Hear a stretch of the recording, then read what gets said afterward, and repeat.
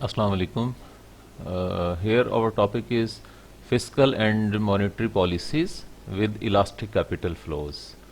یعنی اگر اکانومی میں انٹرنلی ان امپلائمنٹ ہے اور ایکسٹرنلی جو ہے economy is facing deficits in balance of payments, تو ان دو پرابلمس کو فسکل اور مانیٹری پالیسیز کے ذریعے کیسے ٹیکل کیا جا سکتا ہے، اور جبکہ فکسڈ ایکسچینج ریٹ سسٹم ہو اور الاسٹک کیپٹل فلو ہو۔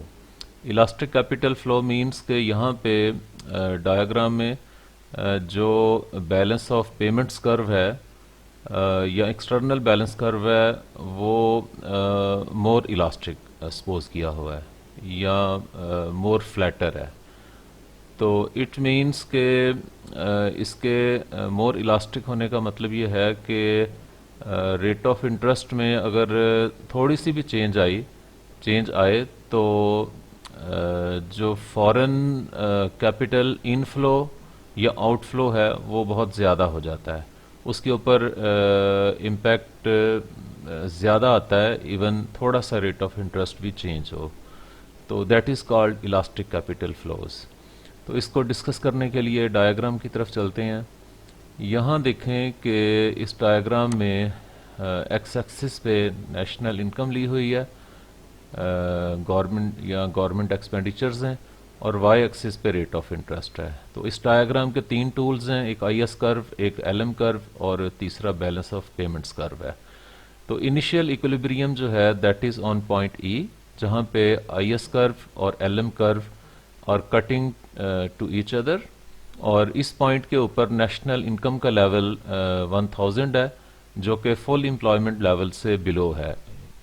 اس کے بعد اس پوائنٹ ای کے اوپر ریٹ آف انٹرسٹ 5% ہے۔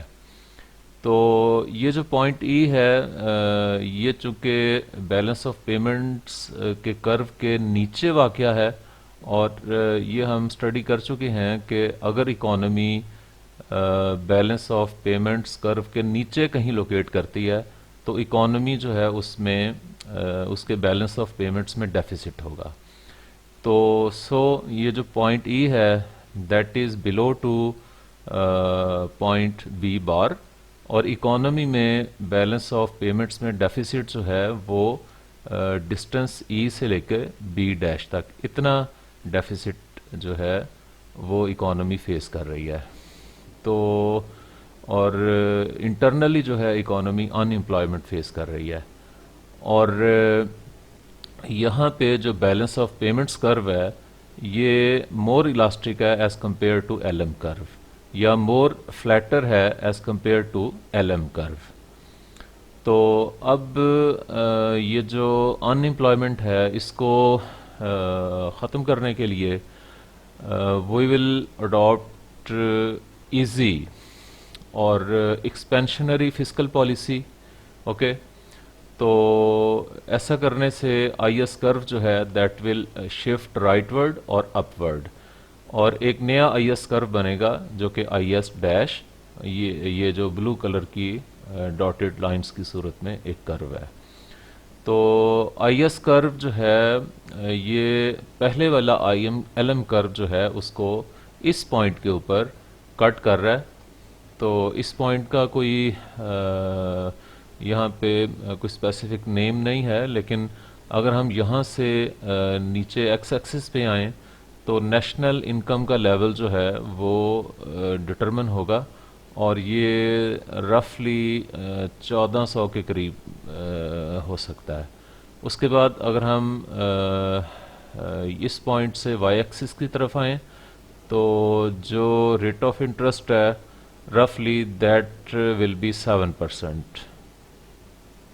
تو اب یہاں پہ ایک طرف تو گورنمنٹ ایکسپینڈیچرز بڑھنے کی وجہ سے لوگوں کی انکمز بڑھیں گی اینڈ پیپل ول امپورٹ مور، اور ملک کی جو امپورٹس ہیں وہ پہلے کی نسبت زیادہ انکریز ہو جائیں گی۔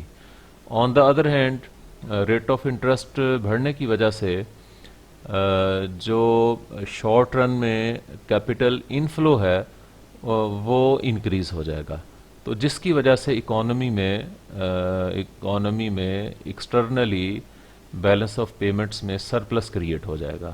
اور یہ جو پوائنٹ جہاں پہ پرانے والا ایل ایم کرو اور نئے والا آئی ایس کرو ایک دوسرے کو کٹ کر رہے ہیں, یہ پوائنٹ چونکہ بی پی کرو کے اوپر لوکیٹ کر رہا ہے, so here economy is facing surplus.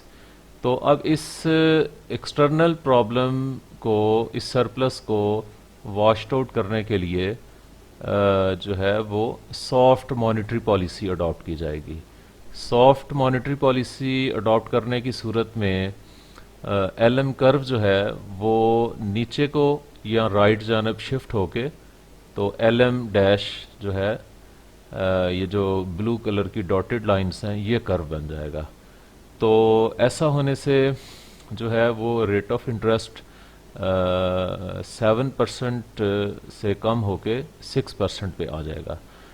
تو ریٹ آف انٹرسٹ کم ہونے کی وجہ سے جو ہے وہ کیپٹل انفلو کم ہو جائے گا, اور on the other hand short run میں کیپٹل آؤٹ فلو بھی ہونا شروع ہو جائے گا.